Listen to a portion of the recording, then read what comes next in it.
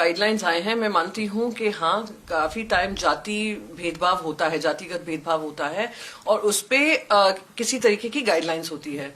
पर ये गाइडलाइंस में ही अगर भेदभाव हो कि आप एक तरफ को सोचें वही ऑप्रेस्ड हैं और दूसरी तरफ को सोचें ये ऑप्रेसर्स हैं, यानी ये जो जजमेंट है इस गाइडलाइन के माध्यम से, ये बहुत दुर्भाग्यपूर्ण है। मैं मानती हूं अगर 7 केस SC, ST, OBC के होते हैं, हो सकता है 3 हो या 2 हो या 1 हो जो जनरल कैटेगरी का हो, और कौन निर्धारित करेगा कि किस तरीके से ये कास्ट बेस्ड डिस्क्रिमिनेशन हो रहा है, क्या शब्दों से, क्या एक्शन से, या किसी एक परसेप्शन से। दूसरा जो मेरा मानना है कि अगर कोई फॉल्स केस होता है और इट्स ओपन फॉर मिसयूज, ऐसी चीजें ओपन फॉर मिसयूज होती है और अनेक उदाहरण है ऐसे।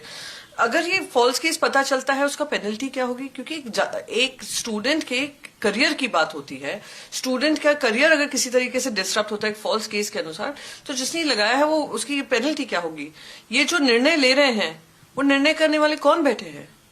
तो ये सारी चीजें को ध्यान में रखकर कि किसी तरीके का डिस्क्रिमिनेशन खत्म करने के लिए हम और डिस्क्रिमिनेशन कैंपसेस पे ला रहे हैं, ये गाइडलाइन को विड्रॉ होना जरूरी है। और पूरे देश भर में इसका माहौल बना हुआ है और देश भर में यही मांग हो रही है। मैं उम्मीद करती हूँ प्रधानमंत्री जी, गृह मंत्री जी इस पर सोचेंगे कि ये निर्णय किस आधार पर लिया गया, और एजुकेशन मिनिस्टर से कहेंगे इसको जल्द से जल्द वापस लें, या तो मॉडिफाई करें या उसको बिल्कुल जिस रूप में आया है उससे वापस लिया जाए।